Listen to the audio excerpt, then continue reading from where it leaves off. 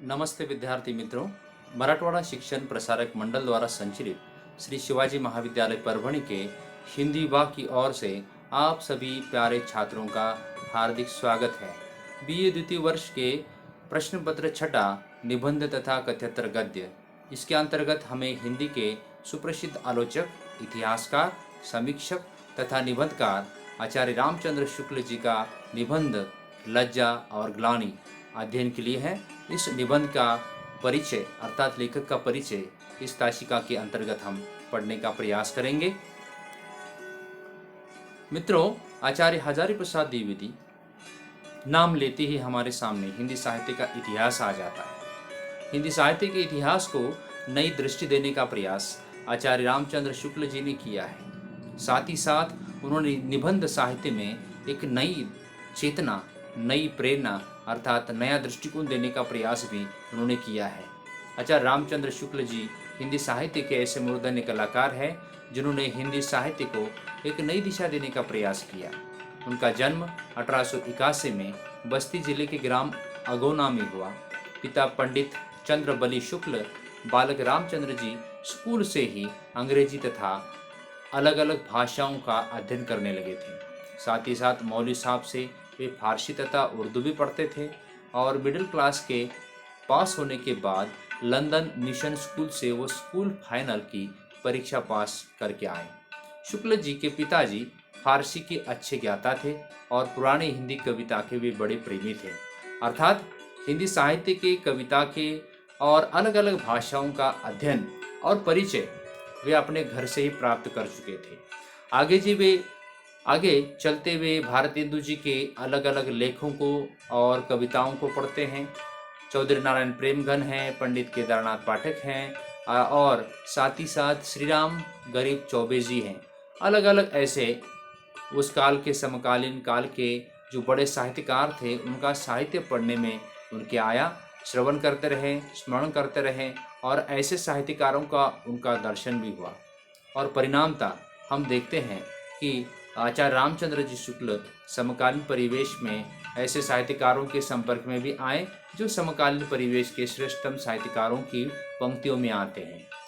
शिक्षा प्राप्ति के बाद वे 1904 से लेकर 1908 तक ड्राइंग मास्टर के रूप में नौकरी करते रहे, लेकिन आत्मसम्मान की रक्षा के लिए नौकरी का त्यागपत्र दिया। मित्रों, इतने बड़े साहित्यकार, जितने भी बड़े साहित्यकार होते हैं, वे अपने आत्मसम्मान के लिए लिखते हैं, अपने आत्म रक्षा के लिए लिखते हैं, आत्म सुखाय के लिए लिखते हैं।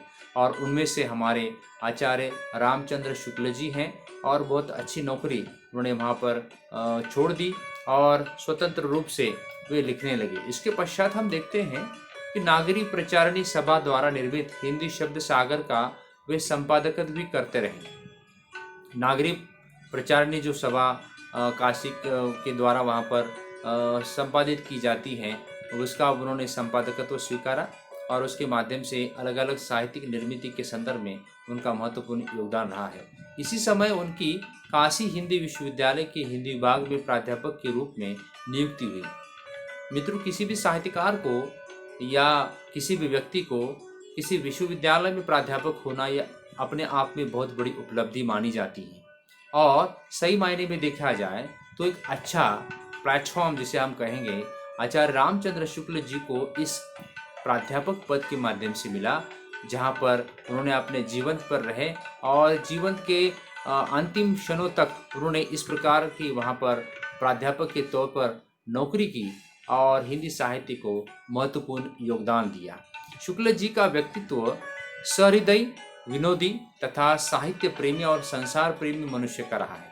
मित्रों, हिंदी साहित्य के इतिहास में यदि हम झांक कर देखें, आचार्य रामचंद्र शुक्ल जी ने हमारे हिंदी के पाठकों, समीक्षकों, अध्यापकों और छात्रों के लिए एक नई दृष्टि प्रदान करने का प्रयास किया है। इस मायने में देखा जाए, निबंध को एक नई दिशा देने का प्रयास, एक नया आयाम देने का प्रयास हमारे आचार्य रामचंद्र शुक्ल जी ने दिया है। वैसे देखा जाए, वो अपने निजी जीवन में एक विनोदी व्यक्तित्व भी थे और साथ ही साथ साहित्य का प्रेमी के रूप में उनकी एक परिचय रहा है। संसार प्रेमी मनुष्य के रूप में भी उनका परिचय रहा है। शुक्ल जी ने लगभग 15 वर्ष की आयु में लिखना शुरू किया और साथ साथ हम देखते कि लगभग 40 साल तक वे लिखते रहे, साहित्य उपासना करते रहे। इसमें नाटक है, कविता है, विशेषतः निबंध है, आलोचना, अनुवाद और साथ ही साथ अलग अलग विधाओं में लिखने का उनका प्रयास भी रहा है। हिंदी साहित्य को समृद्ध बनाने का प्रयास आचार्य रामचंद्र शुक्ल जैसे साहित्यकारों ने आज तक किया है, और आचार्य रामचंद्र शुक्ल जी का जो महत्वपूर्ण योगदान रहा है वो समीक्षा के दृष्टिकोण से, इतिहास के दृष्टिकोण से और साथ ही साथ निबंध के दृष्टिकोण से महत्वपूर्ण रहा है। हिंदी साहित्य को एक नई चेतना, हिंदी साहित्य लेखन को एक नई चेतना देने का काम हमारे आचार्य हजारी प्रसाद द्विवेदी के बाद हमारे रामचंद्र शुक्ल जी के नाम वहाँ पर लिया जाता है। आलोचना और निबंध ये दो ऐसे विधाएं हैं जिनको हमारे शुक्ल जी ने नया आयाम जोड़ने का प्रयास किया है। कविता क्या है? रस, अलंकार, इसका साधारणीकरण आदि के बारे में नए आयाम को जोड़ने का प्रयास किया है। साहित्य शास्त्र के संदर्भ में हमारे संस्कृत के आचार्यों ने 10वीं शती के पहले बहुत कुछ लिखा है, लेकिन उसे नई दृष्टिकोण से साहित्यकारों के पाठकों के सामने रखने का प्रयास आचार्य रामचंद्र शुक्ल जी ने किया।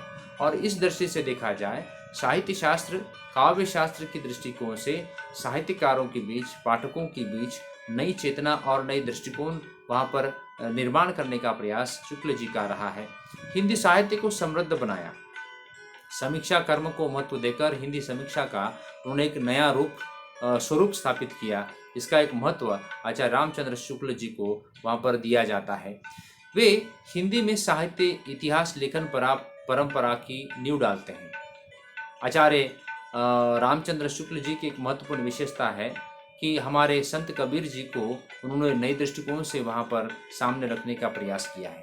संत कबीर की ग्रंथावली हो या साथ ही साथ कबीर जी के तुलसीदास जी के या रैदास जी हैं या फिर हमारे सूरदास जी हैं, इनके बारे में एक नए दृष्टिकोण से समीक्षा लिखने का काम आचार्य रामचंद्र शुक्ल जी ने किया है। बहुत बड़ा काम हिंदी साहित्य के इतिहास में उनका इस दृष्टिकोण से देखा जाता है। वे एक साहित्यकार के रूप में संपादक, अनुवादक और प्रभावी अध्यापक भी थे। उनके साहित्य में गहरी पेच, सुलझी बुद्धि और विचारों को बोधगम्य बनाने की सहज सरल प्रणाली में हिंदी साहित्य की उच्च शिक्षा को दृढ़ता प्रदान की है। शुक्ल जी एक श्रेष्ठ और सफल निबंधकार के रूप में हमारे सामने आते हैं। जैसे कि हम इस परिचय के बाद उनका जो निबंध है लज्जा और ग्लानि, इसको पढ़ने का प्रयास करेंगे। भाषा की प्रौढ़ता और विचारों की क्रमबद्धता, विषयानुकूल उदाहरण आदि उनके निबंधों की विशेषता रही है। भाषा की प्रौढ़ता, हमें रामचंद्र शुक्ल जी का निबंध पढ़ने के बाद ऐसा लगता है ये विचार तो मेरे दिमाग के हैं, ये मेरे मानस पटल पर चलते हैं, और ये आचार्य रामचंद्र शुक्ल ने बहुत ही सुंदर तरीके से अपने निबंध के माध्यम से रखा है। उनकी जो भाषा है बहुत ही प्रौढ़ दिखाई देती है, और उदाहरणों में अलग अलग प्रकार के उदाहरण समझाने का प्रयास करते हैं। उन्होंने मनोवैज्ञानिक काव्य शास्त्र से संबंधित और समीक्षात्मक निबंध लिखे। ये सबसे महत्वपूर्ण विशेषता है कि उन्होंने समीक्षात्मक निबंध के साथ साथ मनोवैज्ञानिक निबंध भी लिखे कि मनुष्य के पटल पर, मानसिक पटल पर किस प्रकार के आंदोलन चलते हैं और उस आंदोलन का परिणाम उसके विचारों और कृतियों पर कैसा होता है। इसको विस्तार से निबंध के माध्यम से रखने का प्रयास हमारे रामचंद्र जी शुक्ल जी ने किया है। आखिरकार उनके जीवन के अंतिम समय में हम देखते हैं कि कुछ स्वास्थ्य संबंधी बीमारी ने ग्रस्त लेने के कारण जाड़े के मौसम में उनकी देहांत हो जाता है। हृदय गति थम जाने से उनका देहांत होता है। लेकिन हिंदी साहित्य का ये सितारा अनंत आकाश में सदा के लिए दैदीप्यमान हो जाता है। इस दृष्टिकोण से देखा जाए तो साहित्यिक दृष्टिकोण से भी उनका जो योगदान रहा है वो दैदीप्यमान रहा है। ऐसे हिंदी साहित्य के मूर्धन्य कलाकार, समीक्षक, निबंधकार, इतिहासकार आचार्य रामचंद्र शुक्ल जी हमारे सामने एक निबंध लेकर आते हैं जिसका नाम है लज्जा और ग्लानि। साहित्यिक योगदान की यदि चर्चा करें तो साहित्यिक योगदान के दृष्टिकोण से भी आचार्य रामचंद्र शुक्ल जी का महत्वपूर्ण योगदान रहा है। नाटक कम लिखे, कहानियाँ कम लिखी, लेकिन निबंध और कविताएं लिखने का महत्वपूर्ण योगदान किया है, महत्वपूर्ण लिखे हैं। नाटक की बात करें तो पृथ्वीराज एक नाटक नाम का एक नाटक लिखा, कहानी 11 वर्ष का समय, इसके संदर्भ में बताना चाहता हूँ कि 1903 में ये 11 वर्ष का समय ये कहानी लिखी। ये कहानी हिंदी साहित्य की पहली कहानी के रूप में भी चर्चित है कि पहली कहानी कौन सी कही जाए। उसने कहा था या बंग महिला द्वारा लिखी गई कहानी कही जाए, या उसने कहा था ये कहानी कही जाए, या 11 वर्ष का समय ये कहानी कही जाए। अर्थात पहली हिंदी साहित्य की पहली कहानी के रूप में भी इस कहानी को देखा जाता है। निबंध की चर्चा करें तो कविता क्या है, चिंतामणि, त्रिवेणी, दुर्गावती और फ्रेडरिक पिनकॉट। लेख भाषा का विस्तार, प्राचीन भारतवासियों का पहिरावा, हुएंसांग, अपनी भाषा पर विचार, भाषा की शक्ति, मनोविकार संबंधी लेख आदि उनके लेख प्रसिद्ध हैं। जिसमें से हम देखते हैं कि जो निबंध हमें पाठ्यक्रम में है, लज्जा और ग्लानि, ये भी एक प्रसिद्ध मनोवैज्ञानिक विश्लेषणात्मक निबंध उन्होंने लिखा है, जो कि प्रसिद्ध निबंध कहा जाता है। मनुष्य के अलग अलग भावों को लेकर उनके निबंध विश्लेषण करते हुए दिखाई देते हैं। मनुष्य के गुत्थियों को, मानसिक गुत्थियों को सुलझाने का प्रयास उनके निबंध करते हैं। अर्थात मनुष्य के साथ जुड़े हुए मानसिकता का दर्शन भी उनके साहित्यिक माध्यम से दिखाई देता है, निबंध के माध्यम से दिखाई देता है। ये उनकी महत्वपूर्ण विशेषता हमारे सामने आती है। और साहित्य के उदाहरण की बात करें तो कविताओं को भी हम देखते हैं। भारत और बसंत, मनोहर छटा, वसंत, देशद्रोही की दुत्कार, वसंत पथिक, शरीर पथिक, फुट, प्रकृति प्रबोध, हृदय का मधुर भार, हर्षोद्गार, गोस्वामी जी और हिंदू जाति, पाखंड प्रतिषेध और मधुस्रोत आदि उनकी कविताएं प्रसिद्ध हैं। अन्य ग्रंथों में भी उनके कई ग्रंथ प्रसिद्ध हैं। हिंदी साहित्य का इतिहास, काव्य में प्राकृतिक दृश्य, गोस्वामी तुलसीदास और लोकधर्म, भारतीय हरिश्चंद्र, सभ्यता के अवर्ण और कविता, साधारणीकरण और व्यक्ति वैचित्र्यवाद आदि।